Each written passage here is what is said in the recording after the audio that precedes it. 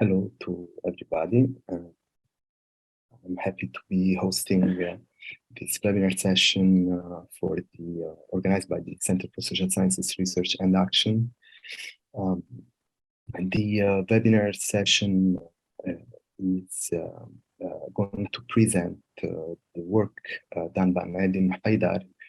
He's a fellow at the Center for Social Sciences Research and Action within the Social Justice Fellowship Program that was conducted in coordination with Unicef. He is going to present today the results of his research conducted during between February and November 2022 in the framework of this social justice program, fellowship program. His intervention will be mostly based on his paper that was published by the CeSSRA, by the Center for Social Sciences Research and Action, and which I will be sharing shortly in the chat of this same session. The paper investigates the political imaginaries of the protesters that took part in the massive social movement of 2019 in Lebanon, that is commonly known as the CeSSRA Tashrin, so the October Revolution. His intervention will examine the various understandings and interpretations of social justice that underpin the actions and visions of social movements participants. So I will now give the floor to Nadim for his presentation, but before doing so, I would like to tell to the participants to this webinar that they are more than welcome in asking their questions either in the chat or at the end of Nadim's presentation. Of course, we will be having a Q&A session, so you will be able to ask your questions directly to the speaker if you wish. So I will be sharing now the link to the paper prepared by Nadim Haidar and published by the center. Nadim, the floor is yours. You have around 20-25 minutes for your presentation. Thank you. Thank you, Michelle. Okay, am I being heard well? So I just proceed, just audio check. Yeah. So I'd just like to start by first thanking the center for providing me with this opportunity to conduct this research. This project was really very fruitful and inspiring for me, and it's really helped me develop my thoughts in very new and exciting directions. And special thanks to Dr. Scala himself for your patience, care, and guidance. It really was truly invaluable to me. So just in the interest of time, I'm going to be kind of quick because this paper is quite big. So I'll map out quickly what I'm going to do. I will begin by kind of quickly discussing the context and the objective of the paper. I'll follow this by a brief discussion on the methodology, after which I'll jump straight into the findings and the conclusions. So the context, as you may know, this paper was a response to a call for research on the theme of social justice in Lebanon. And the best way to relate my paper to that call is by starting the same way my paper began, which is with the year 2019. As many may know, in 2019 saw a massive wave of protests, uprisings, revolutions, and other forms of political mobilization across the world. Sadly, it was quickly overshadowed by the pandemic, but by some estimates, some 47 countries experienced mass political mobilization, including France, Sudan, Iraq, Chile, India, Venezuela, and a long list of others. And despite their differences, of course, many have argued that a common thread between all of these movements or mobilizations was demands for social justice, such as demands for economic redistribution or demands for political rights. These were a common denominator, if you wish, of the 2019 political mobilizations across the world. Obviously, Lebanon also experienced an uprising in 2019, commonly referred to as the October Revolution, involving hundreds of thousands of people from various backgrounds who took to the streets to denounce the foundations of the Lebanese political and economic system and to demand social justice. And despite the many differences, one could argue that demands and calls for social justice were a unifying thread of the October Revolution. and many protesters adopted what can be called a social justice discourse. So the October Revolution, of course, took a series of setbacks due to the compounded crises Lebanon went through after October 2019. Here referring to the economic crisis, the August 4th blast, and the pandemic. So to many now, looking today, 3 years later, it can seem as if it's a moment of the past. But as scholar and activist Rima Majid argues, that we should conceive of the October Revolution not as an event, but as a process. And as such, this paper really builds on one of her insights, and I'll quote it here. She notes that, quote, "It is important not to dismiss or downplay the role of these experiences as long-term processes shaping and transforming the political imaginaries of people in their everyday lives. It is this utopian and revolutionary potential of seeking and imagining an alternative beyond sectarian, dictatorial, or capitalist realism that needs to be centered in our understanding of these historical moments." So the objective of this paper really builds on this insight. And given this ongoing revolutionary process, the paper seeks to present a discursive analysis that inquires into the motives and positions of activists, workers, and students who actively participated and or still participate in the October Revolution in order to examine the different understandings and interpretations of social justice underpinning their visions. And the hope is that by examining the meanings of social justice, the paper hopes to uncover the ideological assumptions, the political limitations, and the emancipatory potential of the political imaginaries that were engendered by the October Revolution. So that was just the context and objective of this paper. A note on methodology. So this paper, in order to arrive at these meanings and interpretations, this paper conducted a series of qualitative, semi-structured interviews conducted in Lebanon between March and April of 2022. Most of the interviews were conducted in Beirut, but the participants came from various regions, including Beirut, Alay, Baalbek, Bekfaya, Nabatiya, among a few other towns. A total of 19 interviews were conducted, all of which were in person, with individuals who were between 23 and 37 years old, and who in various different ways participated in the October Revolution or who are still participating as of today. 9 participants were identified as women, 10 identified as men, and all of them came from similar class positions, namely lower and middle classes, being wage earners, informal workers, or unemployed. And many of these participants attended university, mostly at the undergraduate level. It is important to note that 18 of the 19 are Lebanese citizens, while only 1 is a Syrian citizen. And despite obviously the limitation of this, despite the limitations of all these characteristics, these decisions are not arbitrary. It follows in line with Bukhatir and Majid's landmark study, which conducted a survey on a sample of more than 1,000 protesters across Lebanon during October 2019, and which found, for example, that 99% of protesters were Lebanese nationals. And keeping such limitations in mind, and I know there are obviously some voices that are excluded by definition, the study really tried to ensure a reasonable level of representativeness in relation to gender, class, region, and age, and largely accords with many of the characteristics outlined in Bukhatir and Majid's study. So despite its limitations, a qualitative method was chosen for its ability to allow me to dive deeper, or to access like a deeper reading, and allow me to flesh out the nuances and the details of the subject at hand. And moreover, as a side note, but it's important to mention that these kind of analyses that investigate discourses and political imaginaries of the October Revolution in a qualitative fashion are lacking in the literature. And so this is why, among many, that was also a reason why I decided to take that approach. A note on conceptual framework.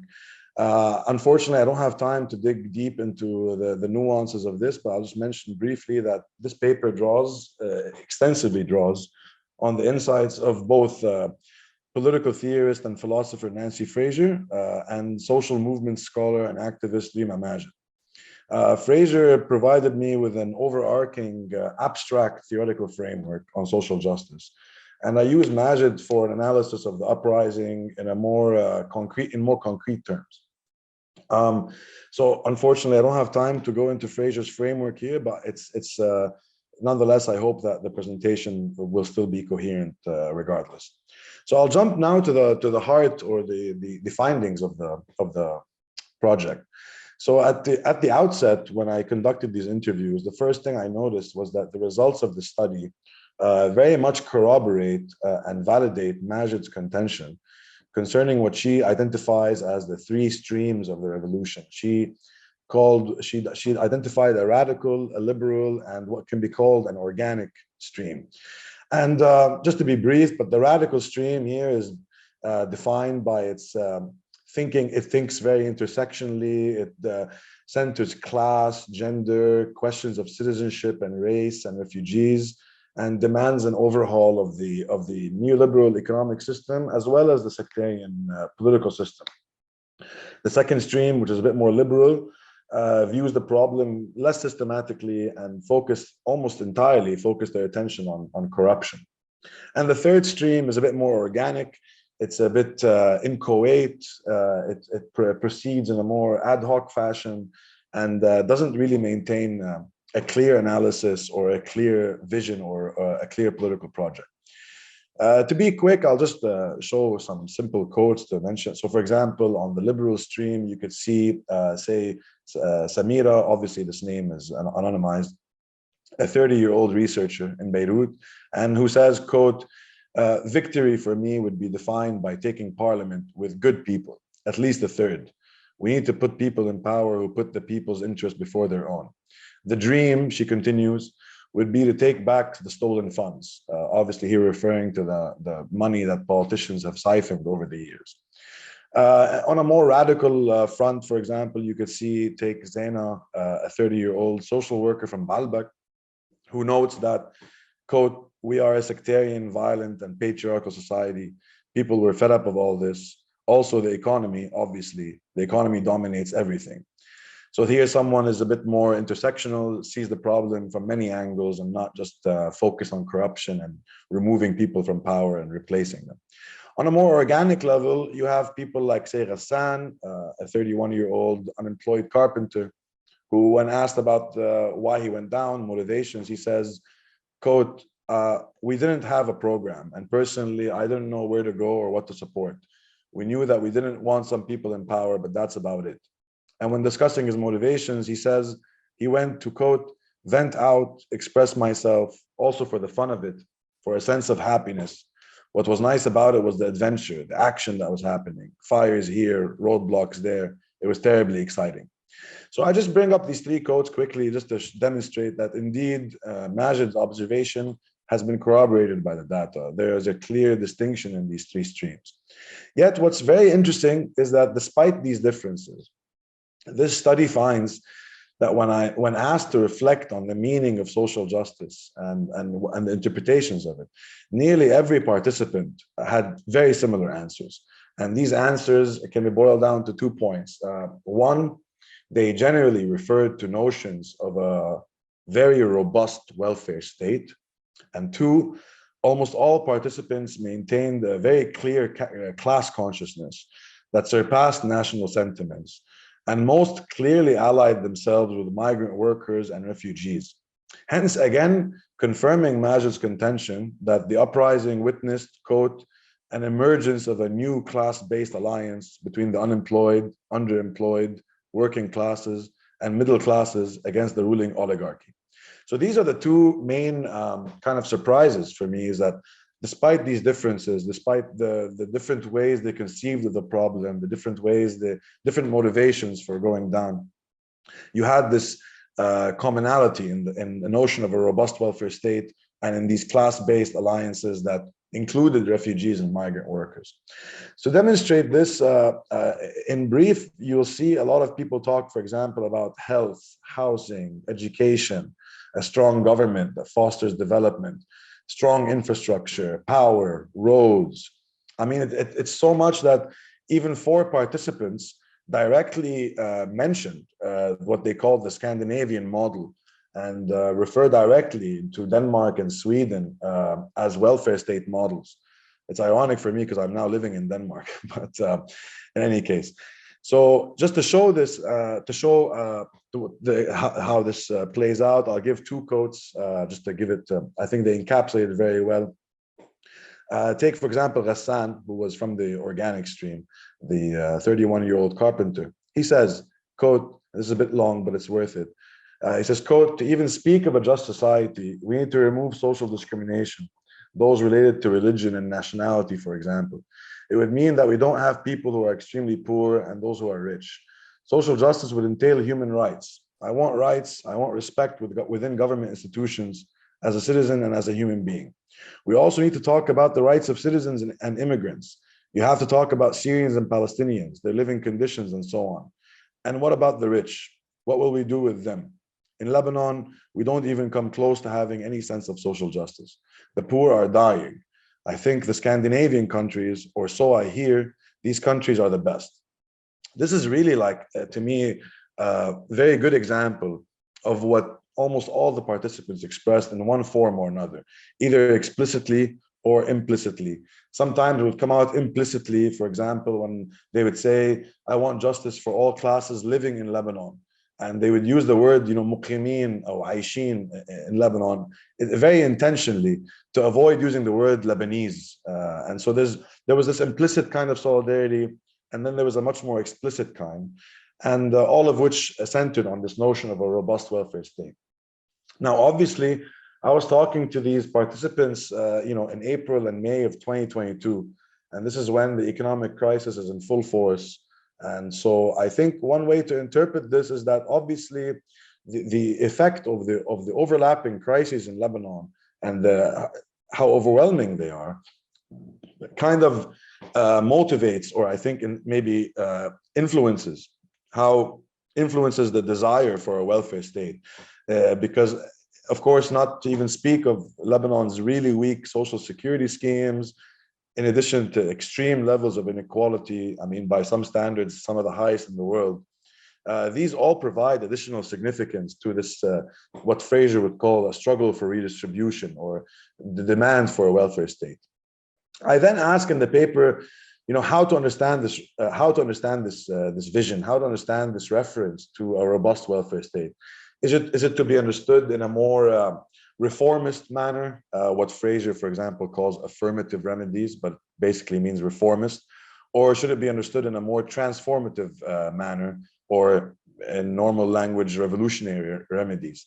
And following Fraser, I think calls for a robust welfare state in Lebanon should be seen as a strategy of what is known as a non-reformist reform.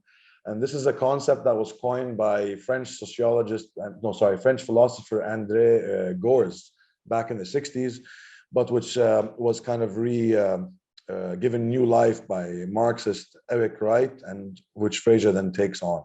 And this kind of notion of a non-reformist reform represents a kind of middle ground between if you wish, between the reformists and the revolutionaries, or between the affirmative and the transformative. And when successful, which really largely depends on the context in which they're pursued, non-reformist reforms not only change the specific targets, the specific institutional features they target, but fundamentally they alter the terrain upon which later struggles will be waged. So they basically, over time, the effect could be that they transform the underlying structures that generate injustice. So in essence, these reforms are defined by their ability to facilitate transformational change. So if radically and persistently pursued, such a strategy over time, hopefully, could shift the balance of power between capital and labor, altering the terrain upon which later struggles are waged. So in essence, these non-reformist reforms are changes that boost popular power at the expense of elite groups, and hence, in a way, alter or modify the relations of power. This is the concept of a non-reformist reform, which I think captures more accurately, in a more nuanced way, this image of a robust welfare state. Indeed, and as Majid has argued, in the context of Lebanon, she argues, calls for a robust welfare state should be understood as a way to challenge both the neoliberal and the sectarian systems simultaneously.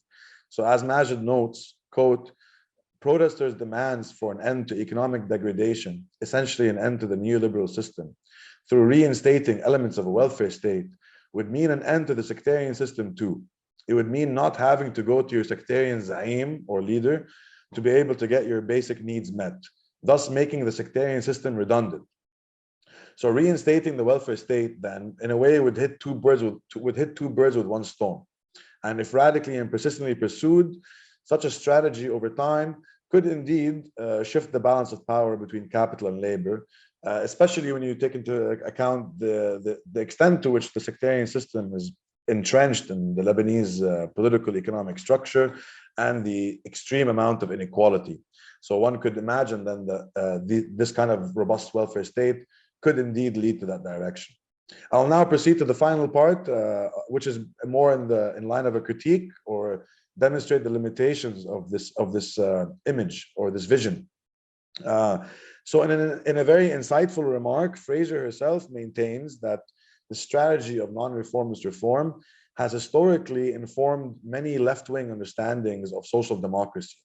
In that understanding, social democracy was seen as a dynamic whose trajectory would slowly be transformative over time. So although it looks reformist, for example, instituting universal social welfare, large non-market public sectors, macroeconomic policies aimed at creating full employment, and so on, the expectation that over time these would shift the power from capital to labor. However, Fraser notes that such a strategy today in our current neoliberal global world is arguable, as quote, non-reformist economic reform may no longer be possible within a single country, given current conditions of economic globalization. So Fraser argues, quote, the strategy of non-reformist economic reform is well worth pursuing today on a transnational scale. So she insists that it's more plausible to have the strategy if it's transnational in scale and not when it comes from a single country. So Fraser's insight here brings attention to, I think, what is perhaps the most severe limitation of the political imaginaries engendered by the October Revolution, in that all the interviews conducted, I conducted, only 2 participants brought to attention the international or the transnational dimension. With these 2 exceptions in mind, the visions expressed by all the participants remained within what Fraser calls the Keynesian Westphalian frame, meaning all participants assume that the modern territorial nation state is the appropriate unit of social justice, and hence conceive of social justice within those limits, as represented by the image of a robust welfare state. Even in historicizing or understanding the October Revolution, only one participant mentioned the global or regional wave of protests happening in 2019. So even Arab Spring 2.0, what's known as Arab Spring second wave, was never mentioned. Iraq, Algeria, Sudan in 2019. So I find that also in a way to corroborate this understanding that the international dimension was very much missing. And Fraser, I have no time to explain here, but Fraser goes at lengths at critiquing this and the way it's why that's a problem. And to be quick, she just mentions that by taking the modern national state as an unchallenged frame, political space is partitioned in ways that block many who are poor or weak from challenging the forces that oppress them, such as powerful foreign states, international currency speculators, or transnational corporations. So the only other 2 individuals, interestingly enough as well, who did have an international vision, one of them came from the Communist Party, and he was the only individual who was part of a party. So obviously he was trained in a different kind of cultural capital, if you wish. And the other individual was just an exception, I could say. To give us a quick quote, just to show the contrast, one of the individuals who was seeing things internationally said, quote, my vision ideally is a regional movement. It has to go beyond Lebanon, necessarily so. Why? because what we see across the region are simply different manifestations of the same problem. So the vision is to create a regional leftist progressive movement that needs to also be international. Otherwise, the people of the region won't see the fruits of its wealth. Any nation-centric solution is futile. As a region, we will be able to fight back, distribute wealth, and create more egalitarian societies, no matter what shape that takes. Maybe it will look like a regional welfare state. So now I'm ending. Sorry for taking a little bit longer. So as Fraser has argued, given current conditions of economic globalization, and given Lebanon's position as a relatively weak country, geopolitically and economically, this economic non-reformist reform that's trying to institute elements of a welfare state, I argue, are likely to fail when only pursued on a national scale. So hence, lacking a transnational analysis and vision, it's unlikely that over time, the underlying structures of that generate injustice, which would be significantly challenged. I could go, of course, many authors like Joseph Daher and others highlight this. So this, for example, echoes Majid and Daher, who both argue that the revolutionary uprising in Lebanon can only prevail if we link, quote, this is Majid, quote, link our struggles together within our societies and across colonial boundaries of the nation state. Only then, she argues, can the Lebanese uprising reach its full potential, full revolutionary potential, both ideologically and politically, beyond sectarian neoliberalism. So in conclusion, well, just to wrap it all up, this paper tried to explore the political imaginaries of the people who participated in and helped shape what can be considered a still ongoing revolutionary process in Lebanon. And it inquired into the motives and positions of activists, workers, and students who actively participated in the October Revolution in order to examine the different interpretations of social justice underpinning their actions and visions. By relying on the works of Fraser and Majid, I try to demonstrate the emancipatory potential and the limitations of such imaginaries. The paper argues that a vibrant class consciousness and class-based alliances, coupled with notions centered on a robust welfare state, which included, this is crucial, which included migrant workers and refugees, represented the more radical, transformative, or revolutionary potential of political imaginaries that are seeking alternatives to sectarian neoliberalism. The limitations, on the other hand, are represented by this kind of lack of international and transnational analysis, which delimits political possibilities. So obviously, given the scale of the multiple and overlapping crises Lebanon is facing, it's my belief that the revolutionary process is bound to continue. And surely the revolutionary process faces numerous challenges, chief among them those related to organization. However, I think the much more challenging task is to organize on a transnational level, to cultivate a regional and international vision and build networks of collaboration with progressive forces across borders, both regionally and internationally. And with that, I'll end. So thank you for listening. Thank you. Thank you, Nadim, for this beautiful presentation. I'm sure that nobody felt it was too long. So before opening the floor to Q&A session for everybody, maybe I will start myself by asking you some questions, and then you are all, of course, welcome to ask your own questions. You can also write them in the chat if you prefer. My first question or remark would be about the fact that you mention very often the reality of the Lebanese CeSSRA within, in fact, other movements happening in the same moment, but also in the framework of Arab uprisings and in framework of movements, not only regional movements such as Iran or Iraq, but also Hong Kong, Chile, France to a certain extent. So my question would be, the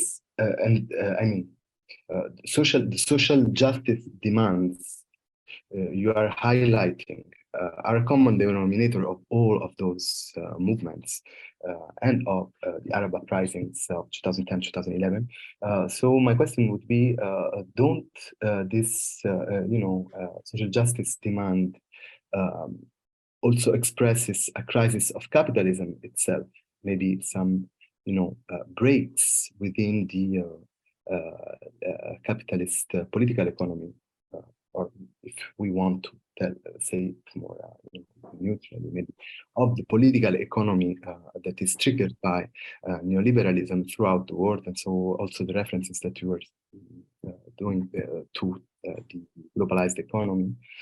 And within this framework, if it is indeed a bottom-up critique of the political economy triggered by neoliberalism, then what is the role of the financial collapse of the Lebanese capitalism within all this? I mean, what is the role of Lebanon within this larger framework? Meaning, is it only, as it is usually pictured, an exception within the region? How many times we have heard about Lebanon being an exception to the authoritarian, dictatorial also regimes, while this kind of constitutional democracy, which is nothing else than an authoritarian monster with several heads, etc. But I mean, the idea of an exceptional country and society has always been there. So how do we read the collapse of financial capitalism in Lebanon? Is it only another exception of another Lebanese exception, or is it an observatory of this crisis that maybe were ongoing in 2019, not only in Lebanon, but also elsewhere? So this is my first remark question. And then something else that I wanted to ask you is about, it's quite a methodological question. So when speaking to your interviewees, العدالة الاجتماعية, social justice, was it something that came up spontaneously, or was something that you were actually asking about to your interviewees? I mean, what I'm trying to understand is if this is anemic, reference, or if this is something that we are speaking about from an analytical perspective. Yes, is it amic, or just ethic? Yes. Thank you. So I'll answer the easy one, methodology first. It's a good question, actually. It came up. So what was spontaneous in the discussion was not عدالة اجتماعية. It was عدالة. So many people would say بدي عدالة, and they would talk about العدالة. They would not add the key word اجتماعية. But then when you ask them about what is عدالة, I mean, in effect, in content, in substance, it was عدالة اجتماعية. I mean, no one was talking about just their own personal, individual عدالة, It was always عدالة in the collective sense. And in that sense, that was very spontaneous. When I would then say عدالة اجتماعية, they would just confirm and proceed with the exact same kind of answers. So in a way, it's a yes and no. I think عدالة اجتماعية as such, only a few would be about, let's say 4 or 5 were very conscious of that decision. The rest would speak in a more abstract sense of justice, of equality, مساواة, and so on. So that's how I'd answer that one, if it's sufficient. Concerning the first question, yeah, it's a really good one, and I'm more in the line of kind of what you were thinking, is that no, it's not an exception at all. I think this is totally a manifestation or an articulation of the capitalism in crisis or neoliberalism in crisis. And in fact, Nancy Fraser herself now, her most recent work is on crisis and how it's going to happen everywhere, basically. And many would argue that neoliberalism is no longer able to sustain itself economically, environmentally, or politically. I think Lebanon basically is a very acute, a very, very dense articulation of the crisis that I think will come very soon to many other places. Of course, there are specific details that make Lebanon its own, hydra, if you wish, but it's not exceptional. I think it's not exceptional at all. Many other places I could say the same. we're seeing also the collapse of so many places. I mean, if just the other day I was looking at the map and I was thinking of Libya and Yemen and Iraq and Palestine and Iran, and it's not like these situations are also in deep crisis. And this is only the region here, not even looking at other places in the world. And I think the world is reacting to this from a bottom-up perspective. And I think everyone everywhere is trying to figure out what to do and figure out what the answers are and how to overcome this extremely deep and powerful structure. I think now, for example, take the South American experience now is quite illuminating and insightful. We're seeing lots of governments, people elect leftist governments there, from Colombia to Brazil and so on. So we have this reaction happening, and there's also a sense of confusion and loss and disorientation. But I definitely do take the position that Lebanon is basically, as you said, an observatory. It's just a kind of a harbinger of what's to come to many other places. And this crisis is not contained within Lebanon alone, and it affects everyone. So I think that's how I'd answer that, is that I do personally see it much more internationally, much more as a reflection or a moment, or if you wish, a node in a grander story. And honestly, had it not been for the pandemic, who knows what could have been. 2019 was had such potential, revolutionary potential across the world. And then unfortunately, the pandemic kind of laid all that to rest for obvious reasons. So I think I think many scholars often overlook this. Like, you'll see many scholars talking about Lebanon, they'll mention the Arab Spring, they'll mention second wave of the Arab Spring, but they won't mention the global wave of uprisings, which I think is interesting.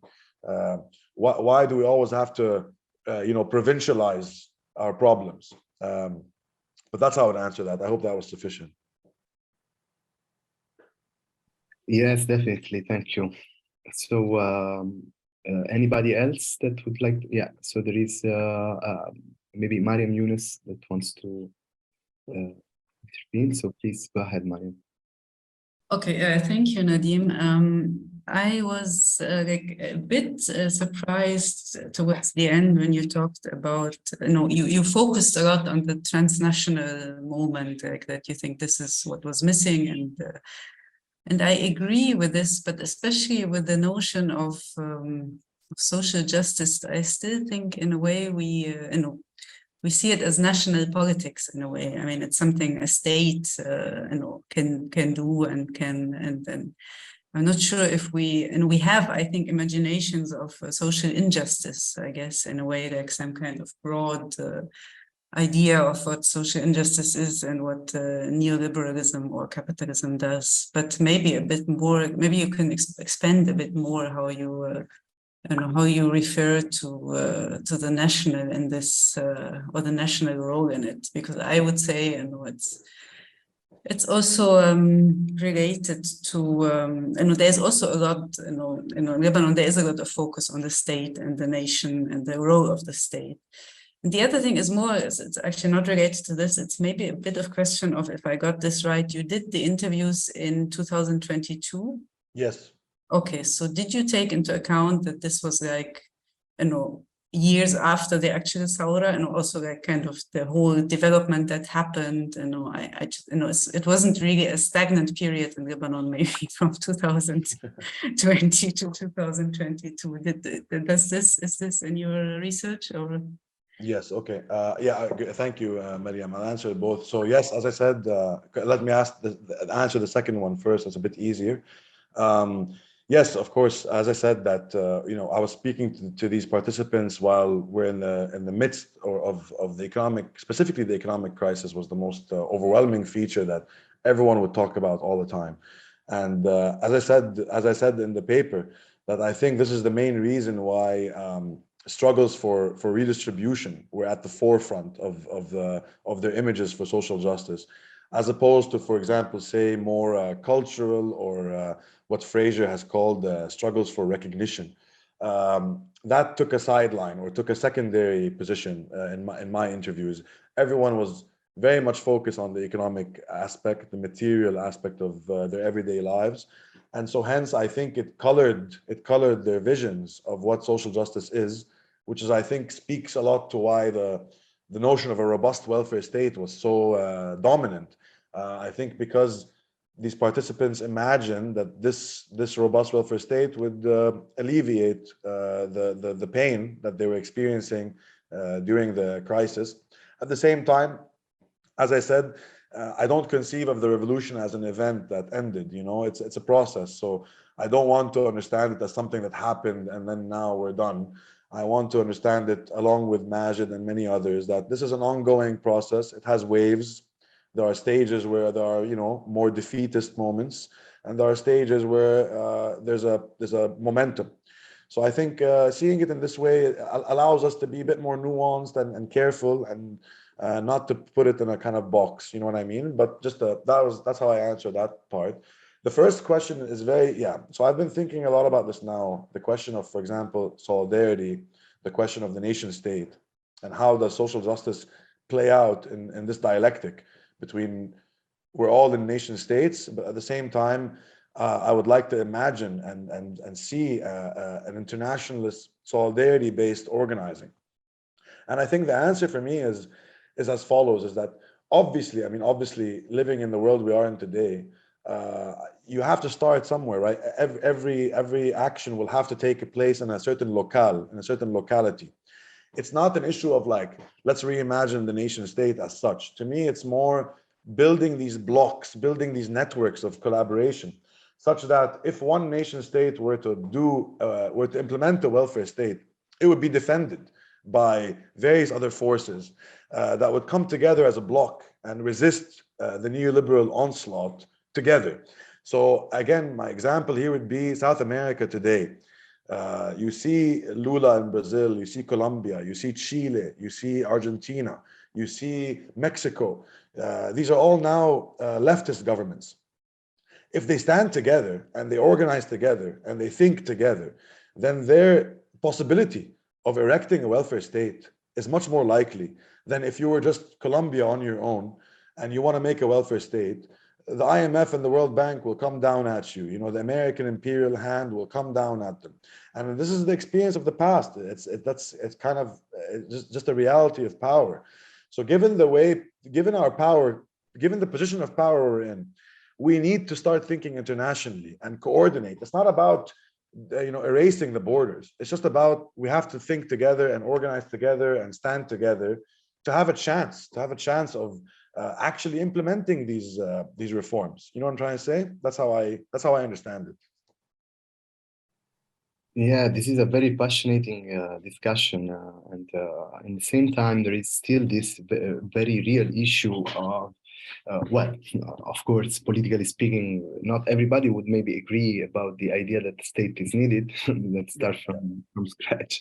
But in the same time, the question that was asked by Mariam Younes, I think it's very interesting because what is social justice?